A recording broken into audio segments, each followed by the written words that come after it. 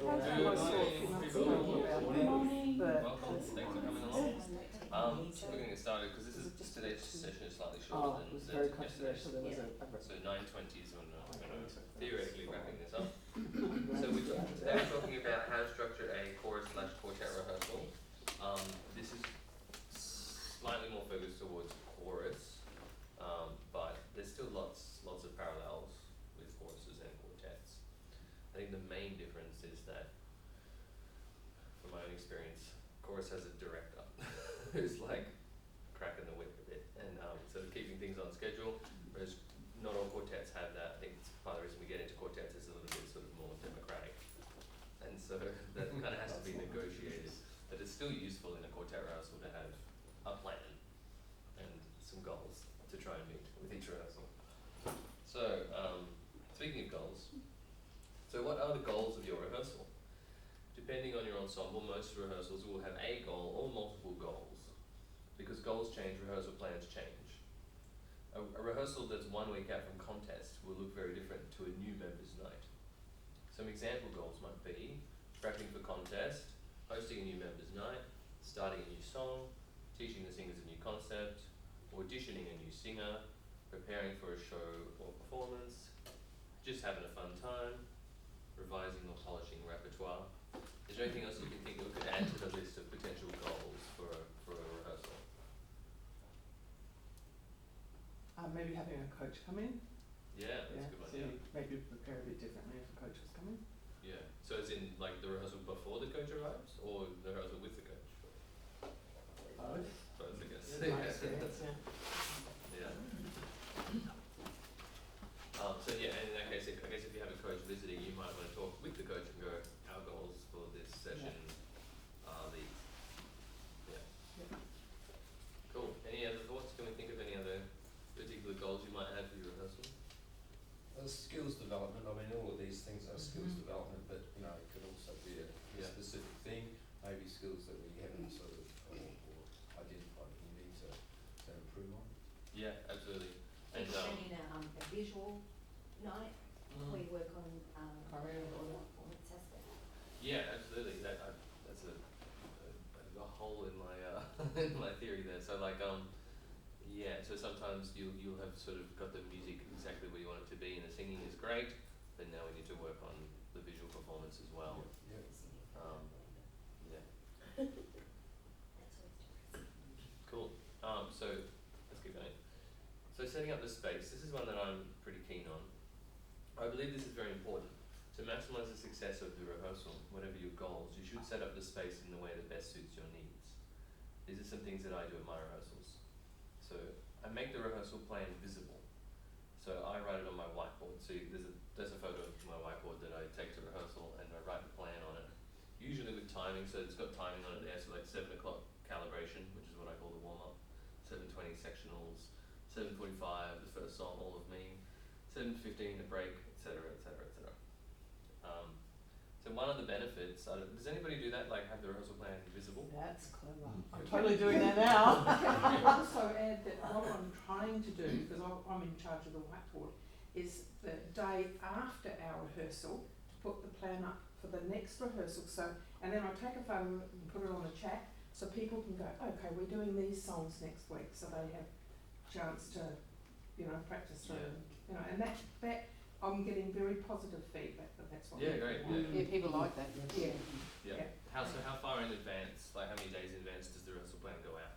Well, I was only doing it say two or 3 days before, but now I'm trying to do it the day after our rehearsal. Yeah. If I can, pin down the directors to give me the guidance, and then I write it up, put it on the board, and it's out. Yeah, that's great. So, I just email the songs out either for the rehearsal for the same night. So I either email what we're going to be doing the following week, either the Friday or the Saturday. And then when we sort of get to a rehearsal and people are like, what? I was like, I sent you the email. Yeah, exactly. Yeah. It's good that clearly sort of says what songs we're working on. Yeah. Or what to prepare for. So for directors, like it's nice to have that moral high ground. Like, well, I told you. Our director puts out a running one that's actually 4 weeks. Oh yeah, great. And so he puts that out each week, Yeah. and he highlights Updates. the week that's coming up. Yeah. Oh, great. And then he always says, be aware that some of the things may change. So you've got it rolling all the time, so you can actually see what's coming up a week, 2 weeks, 3 weeks, on the basis it could change. But the other thing that's funny about it is that he sends him out usually on a Friday, right? But he's busy like the rest of us, so sometimes he doesn't get around to it till Sunday afternoon, and that some of the members actually have withdrawal, and if they haven't got it by Sunday afternoon, they say, you know, I really want this now because I want to do some stuff beforehand. So it's quite interesting. Yeah. I try and have the songs attached to the rehearsal plans, but physically, so they can go and have a look if they so desire, but Or physically. like links you can click on? Yeah. Oh, good. Yeah, wow. But again, it's subject to change as to what happens the Yeah, week yeah. prior, sort of thing. Yeah. But it's, yeah. But I don't, again, like, I love the idea of having a whiteboard and stuff, but where we rehearse, there just isn't the facility for it. Yeah, okay, sure. Mm. I bought this is my one that I bring with me, so you can buy like this one I got at Officeworks. I was going to say, didn't you just get Um, out of this works? Yeah, and you can get different size ones as well. Like it doesn't matter, it doesn't have to be huge, but like I can just chuck that in the car. It's pretty straightforward. But yeah, there's a lot of great benefits to it because everybody during the rehearsal, people can just glance over and go, okay, that's what's next. I'll get my sheet music ready for that song. And I think I haven't elicited this information from people specifically, but I mentioned that new people when they come along, they see the plans there, and they can glance down and go, oh, you know, we're singing these kinds of songs in this chorus. So they just have an idea about what to expect. And the other thing is like, so on the right hand side here, I write out things for us to remember. So like Singlish, so like the phonetic pronunciation of stuff that we're working on. So the word up the top there it says take all, which we pronounce tay, Carl, and things like that. So there's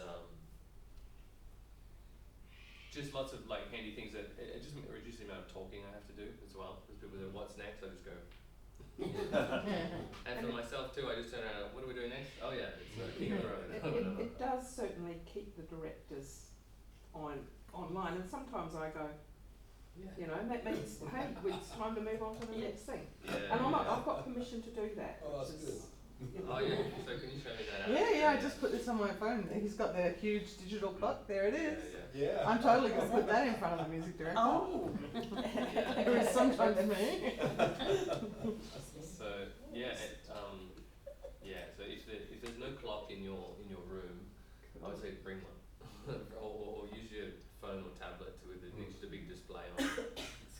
It's just really handy to be able to glance at the time really quickly, and I often will use my watch and set say a 20-minute timer for sectionals and things like that. But like I used to just have no timings on my plans, but I found the rehearsal runs much more efficiently and effectively if I at least have a plan for the timing, and if I need to steal a couple of minutes from one activity to put to another, that's fine. But if I'm like 10 minutes over, I'm like, okay, it really is time to move on now. I always had it all laid out time-wise. It's good. Helps you give you structure. Yes. Can I just ask, how often would you use the keyboard every rehearsal? Yeah. I do. I'd love for our chorus to have a keyboard. It's over here. Hang on, I'll just grab it to show you guys. I think So- we don't use a piano, but I think the keyboard is an excellent out the front. Yeah. That and music stand. Yeah, so like I'll show you for one of my the setup is just a little bit different for each of the choirs I work with 3 different choirs, and for the chordsman we have like a wheelie table which is really handy. I just put the table with my keyboard and sheet music and whatever on it. For my Wednesday night choir it's kind of set up like this. I always have the music stand here so I can glance at the sheet music and mark it and tell, you know, sopranos, bar 58, B flat, whatever. Wouldn't say that, but and it's low so I can conduct over it and they're not trying to see around my music stand. But I found that having a keyboard is just way faster than a pitch pipe because Absolutely. I think, And it's like some mini keyboard? I haven't Yeah, seen yeah. one that size before. Oh, Okay. Did yeah. that like come from a music store? Yes, yeah. Yeah, yeah. Fun. Yeah, isn't that just? Can you transpose on that too? No. Okay. There might be ones that do, but this Yeah. one does not. Thank you. But it's so much handier, like, so, for example, with From Me to You, if I need the tenor notes, then if it was a pitch pipe, I would have to go get the pitch pipe ready. Da da da, that's the tenor note. If there's anything that you want, or I could just go, if there's anything that you want. It's just way faster. Like it saves like 10 seconds every time.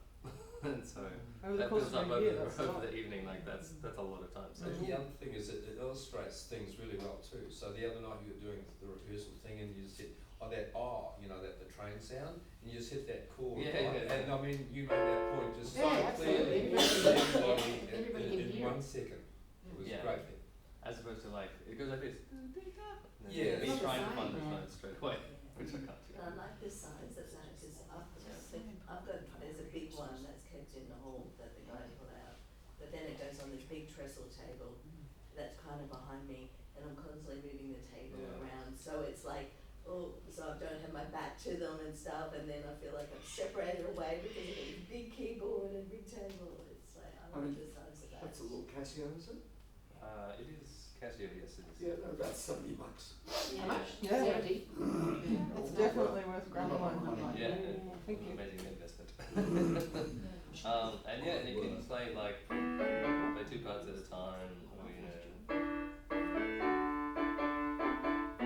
demonstrate stuff like that. Yeah. Then we've got drums if you want. You need a beat. Yeah. So anyway, big time saver, and I'm all about just efficient rehearsals because, yeah, there is something fun about having a pitch pipe and getting the notes from the pitch pipe, and I would definitely. So we use a pitch pipe to perform, like we get a pitch for the performance. And I try to use the pitch pipe when we're doing full runs, so like here's the pitch, let's sing the tune-up chord or just go straight on whatever it is. I won't be using the keyboard for like every full run that we do in the rehearsal. Yeah. But it's just that much faster to be like, especially if we're jumping into a different part of the song, okay, let's go from I've got arms and then and just go, there's the notes. It's a learning tool. Yeah, yeah. It just accelerates the rehearsal rapidly, And sorry, Dan, Yeah. do you as director blow the pitch all the time in chordsman? I do most of the time, yeah. Yeah. Even performing, even on stage or? Yeah, I usually do. Actually, one thing that we do in performance, which has helped a lot, is when we have people, I get one of the guys. We've got a lot of good public speakers in our group. So you saw Mike last night with the Cat in the Hat. Yeah. So he's great at talking to audiences. He's got lots of fun stories and stuff like that. So a lot of time I'll just let him or someone else in the chorus talk to the audience between songs, and in between I'll walk up to the chorus and go those chords, and then just walk back to the front. Mike's finished talking, he walks back into the group, and then there's 1, 2, 3, 4, go. That's interesting. So I handle the pitch, someone else handles the talking. That's what I do. No. That's So great. what if you System. can't make a performance? Everyone knows. Sorry? What if you can't make a performance? If I can't make a performance, one of the assistant directors. So Yes, sad. it does exactly the same. Yeah, well, it's up to them really.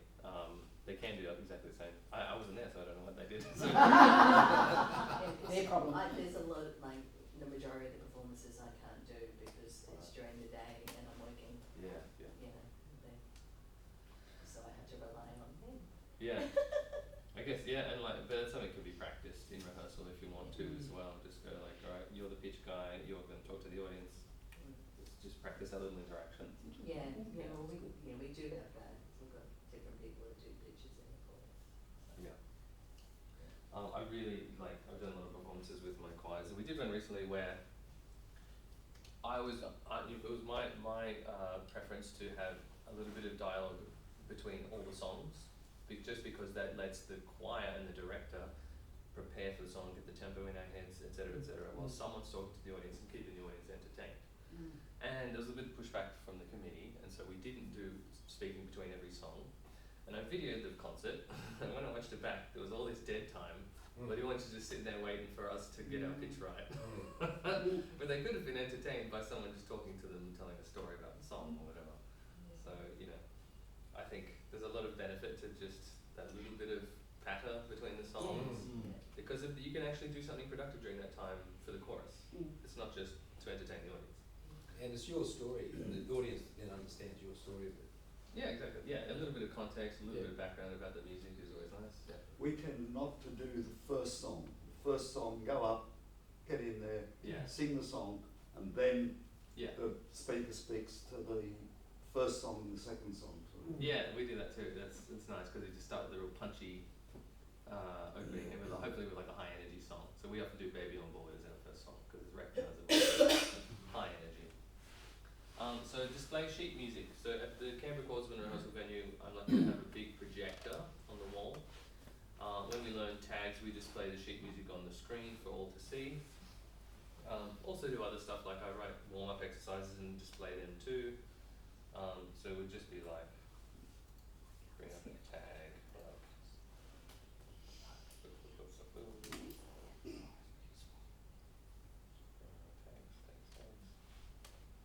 Let's see, none of this does. Just put it up there like that.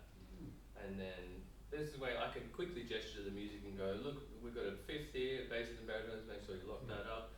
On the word skies, what is the target vowel? Etc. So, yeah, just, and you know, a lot of people are visual learners.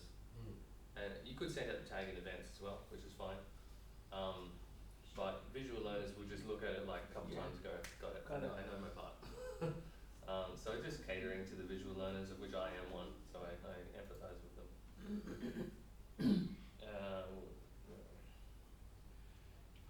So lighting and climate control, just make sure this rehearsal space is adequately lit and adequately heated and cooled. Comfortable singers are better singers.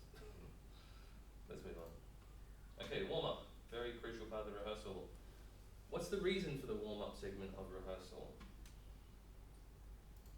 So we want to know what the goal is of the warm-up and then structure the warm-up exercises to meet those goals. So potential goals for the warm-up include warming up the voice, to establish and unify the group sound. I would argue that's kind of the primary goal.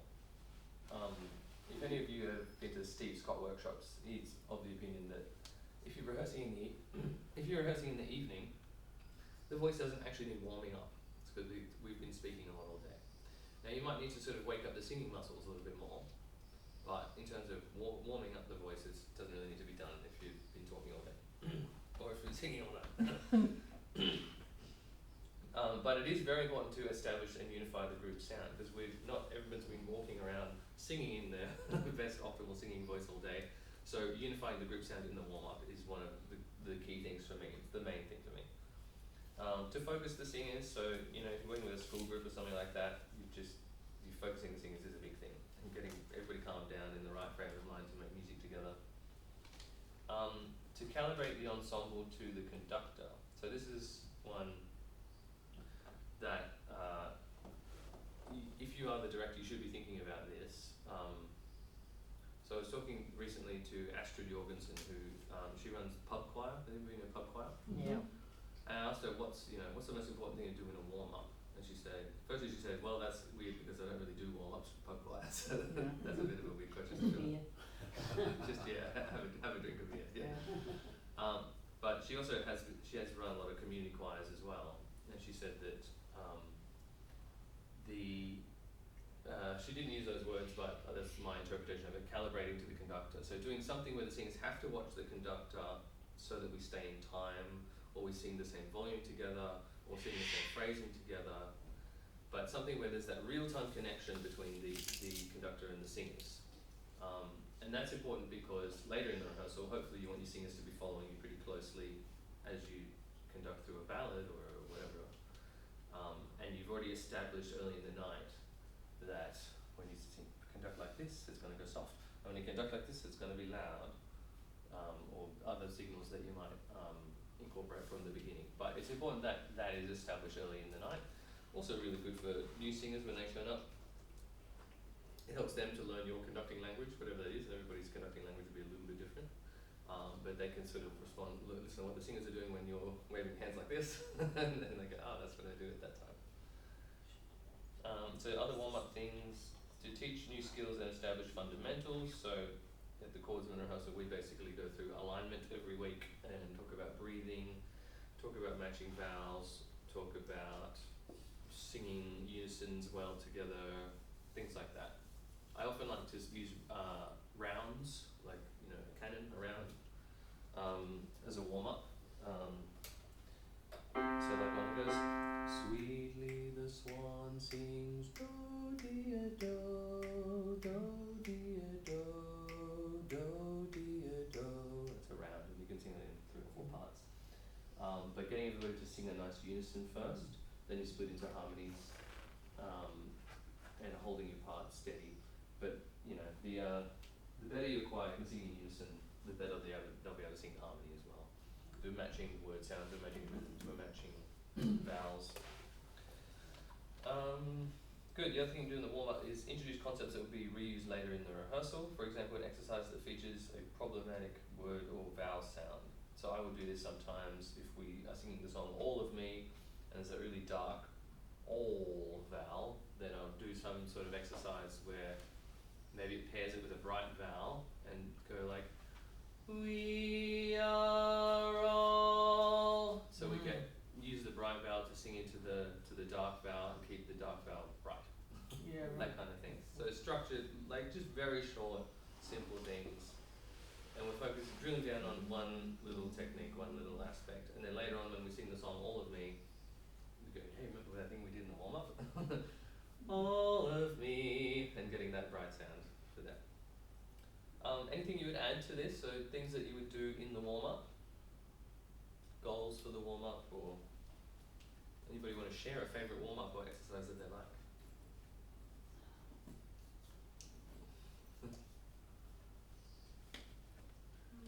Do you integrate that physical warm-up? Good question. No, and I think I should. I sometimes will do rhythmic stuff like clapping and clicking and like stepping in time and things like that. No, but not in terms of sort of like dancing or like stretching. Yeah, no, I shouldn't. I should. But I don't do that very much. Good point. Yeah. Anybody else who does like physical warm-ups?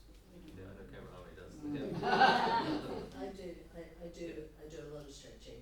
Yeah. I do stretching beforehand, and then sort of then go straight into and sort of say, okay, now we're going into our alignment, etc. Yeah. And sort of build from there. Yeah.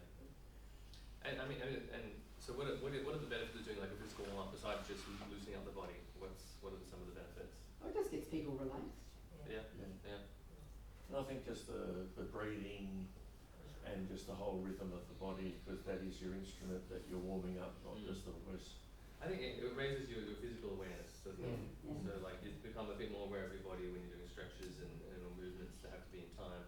Yeah. I also do the 1, 2, 3, 4, 5, you know, the shakedown exercise right at the start. I just say, okay, you all know the drill. And Oh, this that's is the where we do the shakedown. one. And you know, Yeah. because they're always like, you know, they're older guys and they come in and their face is a little bit hung and not so happy and stuff, but by the end of it, everybody's laughing and smiling, and then we go into the stretches. I say, yay, here we're here to sing. Yeah. You know, so just to sort of brighten up the mood as well. And sort of, Yeah. you know, and I say, you're getting, like, your balance is getting better on some of you, sort of thing. Yeah. And stuff. I think just on that point, it's also like it's nice to have a moment at the beginning of the rehearsal. I think Astrid would probably agree that like because of pub choir, she's trying to create a really like relaxed atmosphere. You know what I mean? Often a lot of her audiences are like people who don't sing regularly, and they've been cajoled into coming along by one of their friends. So getting people to feel relaxed and okay to be a bit silly, okay to be a bit, you know, a bit foolish, something like that. Yeah. I've got guys at the back and they do pull faces at me and do all sorts of weird things and say, you know, we're not into this, or oh yeah, we're going to do weird things. Yeah. You know, but it just sort of lightens the mood before we start rehearsal. Yeah. Some of you might know Ryan Nicholson from Perth. He sings with Baden Street at the moment, and he also conducts another group or two. But he said he was conducting a men's group, and he said called Men of the West, and he said that at the start of the rehearsal he would do, okay, it's time to make man sounds, and they're like,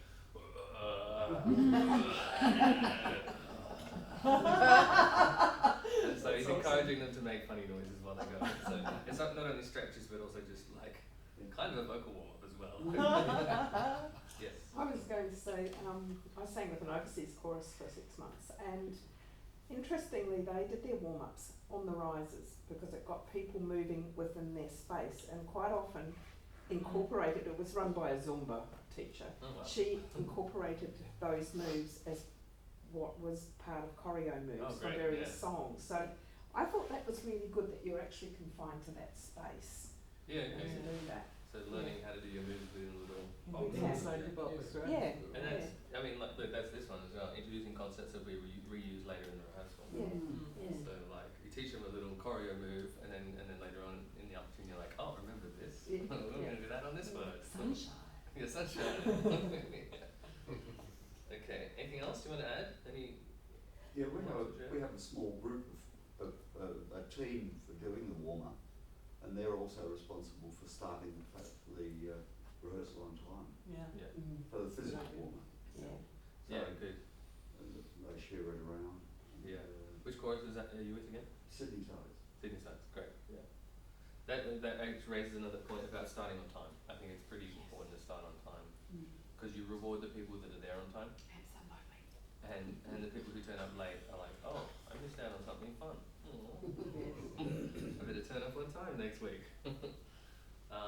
Sorry, Diane, you were going to say something before? Oh no, I was just thinking because like I definitely sort of relate to a lot of this, but I did have one member once say to me, they had trouble relating what we were doing during the warm-up period to the songs later. So I've found I've had to become quite prescriptive in terms of when we're working on a vowel or something. It's like, see this word is in this song, and you know, and then we get to the song and say, remember what we did back in warm-up? Yeah. And in some regards, I'm sort of thinking, oh, it's just that backwards and forwards. It's just just a little bit tough sometimes. Yeah. It's great, it creates a link. And I mean, they'll remember that Well, when they need to. yes, but I guess it's sort of like if you're constantly having to Yeah. flip back, you know, you sort of want your singers to be able to say, be able to take on, you know, being able to breathe well and be able to do that vowel with whatever song it is, not necessarily have to say, I don't understand why we're doing an R vowel here in this particular way. You know, how does that relate to our songs? Yeah, It's yeah. like, oh goodness. I feel your pain. Just give it this slide and you're like, these reasons. Yes. Yeah. Oh my god, we're like nearly out of time. So Oh, yeah. yeah, I'm going to run through some other stuff. So there's 2 slides here on variety. Okay, so keeping variety in rehearsal. I will send this out, by the way, so you can have this later on. So why add variety? Obviously, keep singers engaged, prevent boredom. So those are the main reasons to do it. But also, you know, it helps learning. If we're not doing the same thing for 2 hours straight, but breaking it up into chunks. So here's some great ways to add variety to your rehearsals. Section rehearsals. Change up the formation. So stand in a circle, stand in rows, stand in 2 concentric circles, stand in 2 lines facing each other. That way you can perform for each other as well. Create small group singing opportunities. So if you talk to Nick with the Baden Street Singers, he said a lot of their rehearsal is singing in small groups. We'll split up the chorus into as many small groups as they can. Go away and rehearse the song in quartets or octets. Come back and put it all together. It just promotes part independence. And he said it's just such a part of their culture now that nobody balks at it. It's just like, it's the done thing. What we do. Have different leaders out the front, so not just the director all the time. Use your assistant directors or section leaders or anybody else, as long as they can competently lead the activity that you want them to do. Stand with different spacing, so wide spacing, deep spacing. Probably you might have seen Steve Scott or Rob Bennett's classes on riser placement and also riser spacing. So we tend to get a better sound overall with wide spacing. That's like depth and width-wise. But it is fun to just mix it up and just for the variety's sake as well. So mix up the parts, so stand in sections sometimes, stand in scattered parts to promote singing independence. So obviously standing in sections is useful like when you're learning a song, just for solidarity. The basses like to be together just to reinforce each other. but as soon as we're getting any kind of competence, like Rob on the first night here, he's like, alright, we're gonna stand shotgun instead of in sections, and that was like after one run through. And it worked, like we had to sink or swim basically. So watch a video or a presentation. That your rehearsal venue may not allow for that if you don't have the facilities to, but if you're lucky enough to have like a projector or a big TV like this, use it, you know, rip videos off YouTube, with great chorus or quartet performances. It doesn't even have to be barbershop, because I sometimes would just play a different, like another kind of genre of performance and go, what are the interesting techniques they're using here, or like how are they keeping the audience engaged? It's not barbershop, but like what can we steal from this? Listen to a recording and analyse what we're hearing. So I think it is useful to listen to audio in the recordings as well. So you could record the chorus and play it back to them the next week. Go. I know Steve Armstrong does this with the Toronto Northern Lights. He said, play your recording back, and then he just gets a whiteboard out and go, okay, what do we need to fix? And starts writing down their suggestions. And he said, just simply the act of identifying things that needed to be fixed a lot of the things. You didn't have to actually rehearse that. Yeah. So I was like, oh, we weren't in time in the intro. Oh, well, why was that? What's the director maybe? So sing a lot of different songs. Sometimes you don't need to work on them much, just sing them through so they remain in the singer's minds. I would recommend 2 run-throughs of everything at least, so that the first run-through is the pretty dodgy one, and then get a better run-through in the second time. They will notice things they need to work on. Break time. I think probably most of you, hands up if you have a break in your rehearsal. Yeah. Yeah.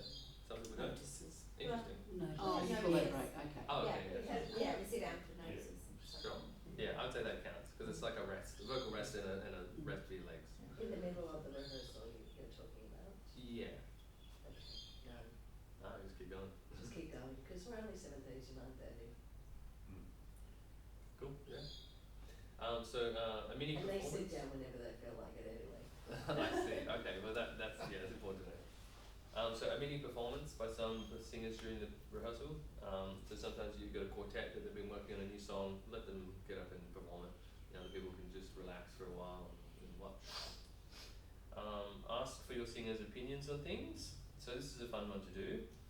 So Bob, I want you to come out the front and listen to this next run through. Tell us what you noticed. So this does a few things. It means that singer gets to appreciate what the ensemble sounds like from out the front. They feel valued, like their opinion matters. You're asking for their opinion and go, what did you think? You know, did you notice, how were the vowels? Was the balance okay? Were the guys performing? And it's just kind of good for the rest of the chorus to hear someone who's not the director go, yeah, well, all the faces look kind of sad, you know, or nobody looks like they believe that when they say I love you or something like that. But that's great, and just sometimes I bring out like 2 or 3 people at one time, depending on the size of your chorus. If you've got a bigger group, you could bring out 5 people and go. I want you to watch, and Bob, I want you to listen to the vowels. Sally, I want you to listen to the dynamics. Jim, I want you to watch the faces. Are they engaged? Give them all something to look for. And then afterwards go, what did you think, Bob, Sally, Jim, etc. Teacher tag, sing it in octets and quartets. So again, small group activities is fun. Quartet time. So sometimes we might set aside just a section of the rehearsal for quartets to form up and sing a tag, sing a polka, something like that. And if people really need a rest, then they can just sit down during that time and listen or have a drink of water or whatever. Split the chorus. So for example, that the assistant director could take a section of the chorus away and coach them. Oops, that says Ewan, that's my assistant director. Okay, he's named in this video. Ewan could stay in the main room and work with the others. So if you have a Ewan in your chorus, exchange that name for whoever. Sorry, that's a typo. So split the chorus up. Sometimes it's good to, very soon we're going to do that exact thing. We're going to split the chorus up. Everybody go away, rehearse for a bit, come back and perform to each other. Standing time versus sitting time, so this is really important. Not everyone can stand for the whole rehearsal, even the young folks, they don't want to stand up the whole rehearsal.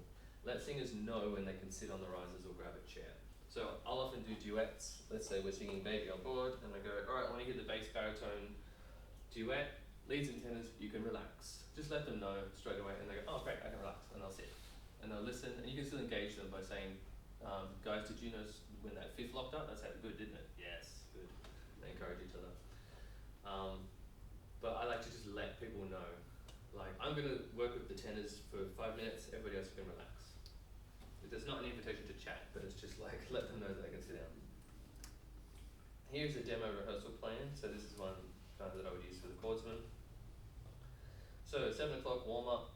I call it the calibration because that's what we're doing, we're unifying the sound and calibrating to one another. 7:15 is the tag, talk by the section leaders. 7:30 we do some section rehearsals on Irish Blessing. 7:50 Irish Blessing as a whole chorus. 8:10 we have a break and we watch a video of a BHS International Quartet. 8:25 we sing King of the Road, we're standing in sections. 8:35 What a Wonderful World, stand in mixed parts. 8:45 a PowerPoint presentation on Wall of Sound, which is one that I did recently. 9:10 we sing Baby on Board with octets. So in that situation, the whole chorus will sing the song together, and then I go, okay, let's have an octet, 2 tenors, 2 leads, baries, basses, come out the front, the rest of us sit on the risers, the octet performs for us. I asked the group, what did we like about this octet? Oh, their balance was good. They had good wall of sound. And then they, yes, I agree. And then give them some advice, like we need to match the vowel on the word board. Go again, and they sing a second time, and then time permitting, we'll get a second octet to come up and do it again. 9:25, something fun at the end, like happy birthday for one of their members, and we sing it in a circle, or we just sing one of our favourite songs at the end. So you can see in this rehearsal we've got a variety of songs being sung, we've got section rehearsals, opportunities for small group singing, octets and quartets, standing and sitting time, singing in different formations, different people up front. So at the end of the night, it'll feel to the guys like, wow, a lot of stuff happened, we changed situations a lot, I was singing, I was listening, I was sitting, I was standing, I was singing with the chorus, I was singing in an octet, I got some personal feedback, yeah, it's just a whole lot of stuff that, like, it feels like a really full rehearsal, and we cover all the ground this way. Good, that is the end of the presentation. Wow. Very good.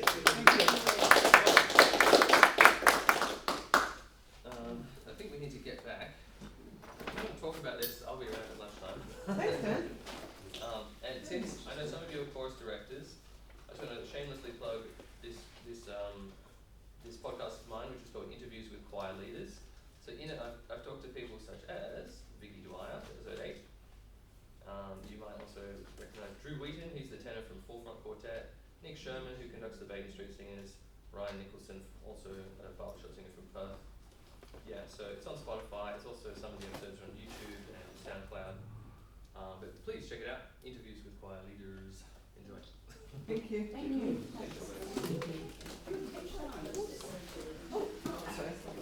Yeah. Well, I post it every time I make a new episode, which is infrequently. I've got one in the works now. So with Astrid Jorgensen, the pub choir director. Yeah, she was really cool to talk to.